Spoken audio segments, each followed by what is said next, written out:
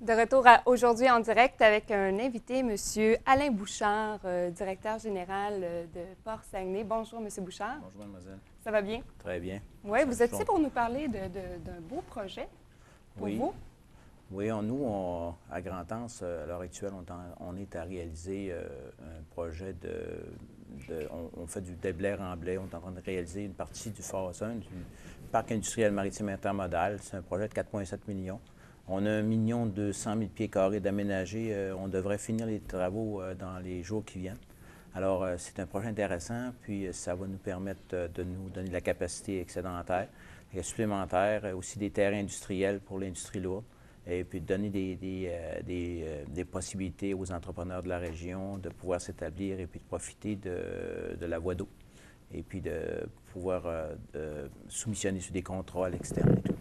Avant, ça ne se faisait pas parce que c'était pas praticable ou... Le parc industriel date de 25 ans, mais il n'y a jamais eu de développement qui s'est fait depuis qu'on a décidé que c'était un parc industriel. Il était là, mais pas fonctionnel. Il n'y avait pas de... C'était du bois. Alors là, le conseil d'administration a pris la décision de prendre en charge le développement du parc avec l'accord de Ville-Saguenay.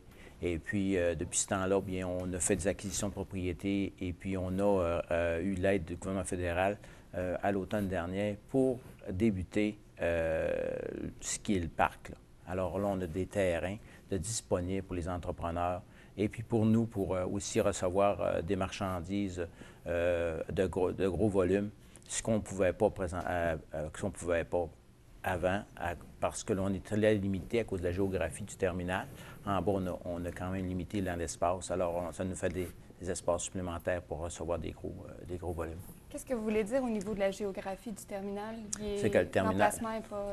Le parc industriel est à 140 mètres plus haut que le terminal. OK. Donc, c'est là le problème. Oui, c'est là le problème. Alors, en bas, c'est un endroit qui est escarpé. Alors, on est au niveau du Saguenay, là, mais c'est un port en eau profonde, c'est une place extraordinaire. Mais par contre, ça coûte très, très cher à faire du terrain parce que la montagne a 140 mètres d'eau. Alors, c'est pour ça que là, on a pris en charge le parc pour pouvoir se doter de capacité et donner des possibilités. Donc là, éventuellement, les entrepreneurs qui le veulent, bien sûr, peuvent s'installer. C'est ça. Et ça va amener évidemment du développement économique. Et bien sûr. Oui. Et puis, ça, c'est aussi la place où est-ce que le train va arriver aussi, la voie ferrée. Oui, vous m'en avez parlé un petit peu là, de cette fameuse voie ferrée qui n'était pas fonctionnelle non plus, mais qui devrait l'être. En 1985, on a construit, on a inauguré le terminal maritime de Grand-Anse. Et puis la deuxième phase de ce terminal, c'était de ramener le chemin de fer qui avait été, parce que c'était une relocalisation, le terminal maritime de Grand-Anse, de Chicoutimi à Grand-Anse. Alors, on a oublié le chemin de fer. Pour toutes sortes de raisons, le chemin de fer n'est toujours pas présent à Grand-Anse. Et on travaille présentement, on a des études complétées d'ingénierie préliminaire et puis l'environnement qui est complété à 100 %. Et puis, on va finaliser toutes les études et puis obtenir les permis. Et puis, après ça, on va aller pour trouver des volets financiers pour financer ce projet-là. Et puis, donner à la région la possibilité d'utiliser l'outil qui est le terminal maritime de Grand-Anse pour l'exportation, l'importation de produits. Alors, pour qu'ils nous mettent plus fonctionnel, l'intermodalité à sa pleine mesure. Et là, vous pensez que ce projet-là, ça va se faire dans combien de temps, à peu près, celui de la voie ferrée? On parle de mise en service en 2013, si tout va bien. 2013, si tout va bien.